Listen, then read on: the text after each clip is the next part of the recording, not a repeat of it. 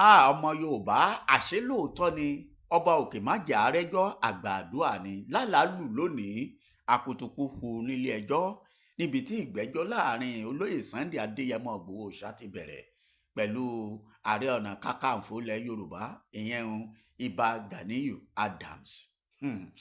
nílé ẹjọ́ kan tó kalẹ̀ sílùú Ìbàdàn níbi tí àwọn ẹ̀ṣọ́ dúró wámúwámú pẹ̀lú àwọn ọmọ ẹgbẹ́ OPC gbogbo ẹ̀ lẹ́ máa rí wò nínú fídíò tí mò ń gbé bọ̀ wá fún yín yìí tẹ́ ẹ̀ bá gbàgbé láìpẹ́ yìí ni ọ̀rọ̀ kan ṣẹlẹ̀ láàrin bí Ìbà Gani Adams ṣe parọ́ mọ́ olóyè Adéyẹmọ Ìgbòho Òòṣà pé ó lọ́wọ́ síkú tó pa attorney general alẹ̀ yìí tá a mọ̀ sí olóyè Chief Bọ́lá Ìgè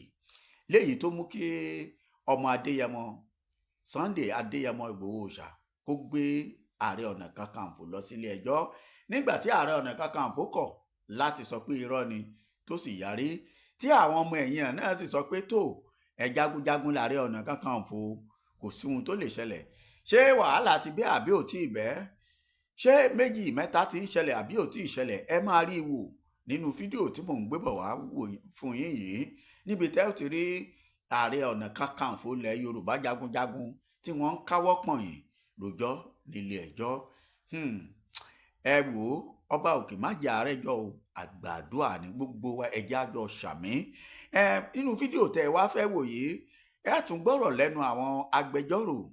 méjèèjì ẹ wá jájọ yiri ẹ wò ẹni tá a ní kó ṣe tó léwo làbọ̀rọ̀ tó ṣe tó ẹni wọ́n ní tí ọmọ èèyàn ẹlẹ́ṣẹ̀ bá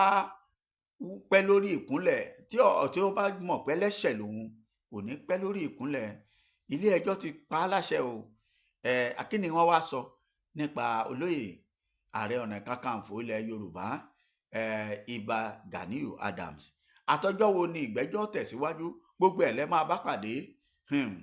lónìí níbo wá ní gudugbẹ ọ̀rọ̀ yìí máa já sí àwa ò lè sọ ẹ̀yin ẹ lọ sí comment section kẹ́ ẹ lọ kọ́mẹ̀ntì kí lẹ rò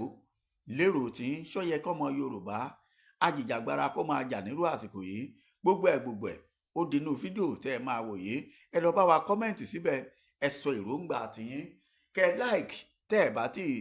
subscribe ẹ bá wa subscribe sí channel wa ẹ ṣe àdúpẹ́ ọ̀yá ẹ wá wò kí ló ṣẹlẹ̀ nílùú Ìbàdàn gudugbẹ̀já o àkùtùkùfù lálàálù láàrin ìgbẹ́jọ́ láàrin Sunday Adéyẹmọ Ìgbòho Òòṣà àti olóyè ààrẹ ọ̀nà kakanfò ilẹ̀ yorùbá Ìbà Ganiyu Adams ọ̀yá ẹ̀já ń gbé yín. tí ọkùnrin ajàfẹ́tọ̀ọ́ òmìnira ilẹ̀ yorùbá yìí torí ẹ̀pẹ́jọ́ kò ṣẹ̀yìn àkásílẹ̀ ohun kan tó jẹ́ ìtàkùrọ̀sọ tó wáyé láàrin Gani Adams àti ọkùnrin kan tí wọ́n ń pè ní Nuhu Banjo nínú oṣù kọkànlá ọdún 2021 èyí tí àwọn oníròyìn kan gbé sórí ẹ̀rọ ayélujára láìpẹ́ yìí. nínú àkásílẹ̀ ohun náà la gbọ́ pé olùjẹ́jọ́ ti ṣàpèjúwe olùpẹ̀jọ́ gẹ́gẹ́ bí apààyàn ó lóun ló ṣokùnfà ikú oró tó pa gbajúmọ̀ olóṣèlú tó tún fìgbà kan jẹ́ mínísítà nílẹ̀ wa olóyè Bọ́lá Ìgè ṣùgbọ́n Ìgbòho sọ pé òun kò mọ nǹkan kan nípa ikú ọkùnrin náà òun ló bá gba kóòtù lọ ó ní kílé ẹjọ́ fìyà ńlá jẹ ọ̀gá àwọn OPC ọ̀hún fún bó ṣe bà òun lórúkọ jẹ́ pẹ̀lú ẹ̀sùn ìpànìyàn. láti oṣù kẹrin ọdún 2024 yìí lolùjẹ́jọ́ ti pẹjọ́ náà ó sì yẹ kí ìgbẹ́jọ́ ọ̀hún bẹ̀rẹ̀ lọ́jọ́ kẹta oṣù kẹrin ọdún yìí ṣùgbọ́n èyí kò ṣeé ṣe nítorí olùjẹ́jọ́ kò yọjú sí kóòtù títí di ọjọ́bọ̀ tọ́sídẹ̀ẹ́ ọjọ́ kẹsàn-án oṣù karùn-ún ọdún yìí tí ìgbẹ́jọ́ ọ̀hún kọ́kọ́ wáyé. lọ́jọ́ náà lákọ̀dá kóòtù ṣàlàyé pé òun kò láǹfààní láti fún olùjẹ́jọ́ níwèé ìpẹ̀jọ́ nítorí òun kò bá nílé ẹ̀ tó wà lójúlé 14 òpópónà Ezekiel lójú ọ̀nà Tóyìn níkẹjà. ìyẹn ládájọ́ ṣe pa láṣẹ pé kí wọ́n lo gbogbo ọ̀nà yòówù tí olùjẹ́jọ́ yóò fi mọ̀ pé òun lẹ́jọ́ jẹ́ ní kóòtù yìí kódà bó gba kí wọ́n lẹ ìwé ìpẹ̀jọ́ náà mọ́ géètì ilé tàbí ara ògiri ilé ẹ̀ tó sì sún ìgbẹ́jọ́ ọ̀hún síwájú. ọ̀pọ̀lọpọ̀ àwọn ọmọ ẹgbẹ́ Oòduà People's Congress OPC ni wọ́n dúró wámúwámú sínú ọgbà àti lẹ́gbẹ̀ẹ́gbẹ́ kan ìta kóòtù náà nígbà tí ìgbẹ́jọ́ ọ̀hún wáyé lọ́jọ́ wẹ́sídẹ̀ẹ́ láti ṣàtìlẹ́yìn fún olùjẹ́jọ́ nítorí olórí wọn ní í ṣe. àwọn agbẹjọ́rò olùpẹ̀jọ́ ìyẹn Gani Adams amòfin M.A. Hasan amòfin Salaudeen àti omidan lọ́ọ̀yà kan tó ń jẹ́ O Anífowóṣe rọ ilé-ẹjọ́ láti sún ìgbẹ́jọ́ náà síwájú kí àwọn lè láǹfààní láti ṣàgbékalẹ̀ àwíjàre oníbàárà àwọn dáadáa. Nínú ọ̀rọ̀ tiwọn, amòfin Junaid Sanusi àti amòfin Oyinlọlá Àìná tí wọ́n jẹ́ agbẹjọ́rò olùpẹ̀jọ́ ìyẹn Sunday Ìgbòho sọ pé àwọn kò lòdì sí ìbéèrè náà. Wọ́n ní ìgbà yòówù tí ìgbẹ́jọ́ ìbá wáyé dandan ni kí òdodo fojú hàn nígbẹ̀yìn. Lẹ́yìn náà lónídàájọ́ Súlè sún ìgbẹ́jọ́ ọ̀hún sí ọjọ́ 29 oṣù kẹwàá ọdún 2024 tá a wà yìí. Akọ̀wé bá àwọn agbẹjọ́rò ìhà méjèèjì sọ̀rọ̀, ti olùjẹ́jọ́ àti ti olùpẹ̀jọ́. Èyí lohun tí wọ́n sọ. Orúkọ mi ni amòfin Junaid Sanusi tí mo jẹ́ agbẹjọ́rò fún Chief Sunday Adéyẹmọ Ìgbòho. Gẹ́gẹ́ bí gbogbo wa ṣe mọ̀, èní ni ìgbẹ́jọ́ láàrin Chief Sunday Adéyẹmọ Ìgbòho àti Gani Adams lórí ẹ̀sùn ìbanilórúkọjẹ́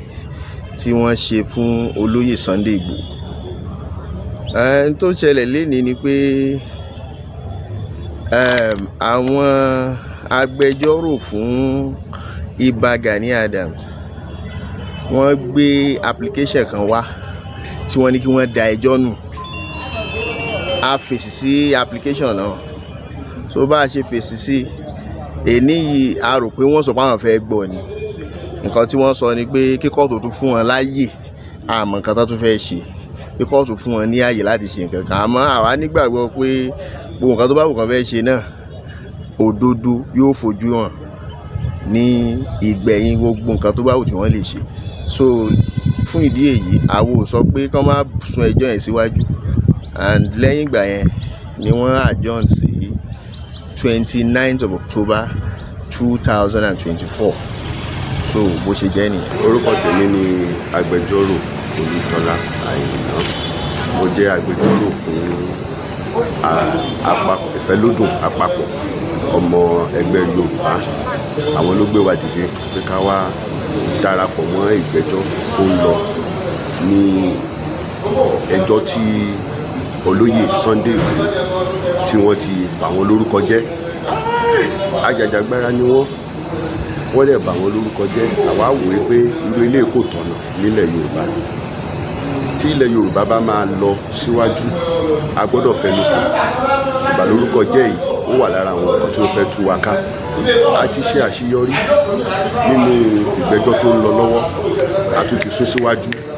Ara àṣeyọrí tá a ṣe lénìí ni pé a ti gbé ẹjọ́ yẹn, a tún ti gbé kalẹ̀ lọ́nà ọ̀tọ̀ nípa pé olóyè Gani Adams tí wọ́n ní pé kí wọ́n wá sílé ẹjọ́ tí wọ́n wá, ilé ẹjọ́ pa láṣẹ pé ká lọ fún wọn níwèé níbikíbi tí wọ́n bá wà. Wọ́n dẹ̀ ti wá sílé ẹjọ́ lónìí. Ó mì pé ẹjọ́ ó ti ń jókòó, a dẹ̀ ti ṣetán láti gbé ẹjọ́ láìpẹ́. Àmọ̀dẹ̀mọ́ pé lágbára Ọlọ́run àṣeyọrí la máa ṣe. Àjọṣepọ̀ wa nílẹ̀ Yorùbá kò gbọdọ̀ bàjẹ́. Ní tí olóyè Sunday Ìgbòho dúró fún nìyẹn. Àwa náà dẹ̀ gbọdọ̀ gbìyànjú a rí i pé orúkọ olóyè Sunday Ìgbòho kò bàjẹ́, torí pé torúkọ wọn bá bàjẹ́ ó máa affect iṣẹ́ àti ìgbà tí à ń jà láti gba òmìnira fún ilẹ̀ Yorùbá.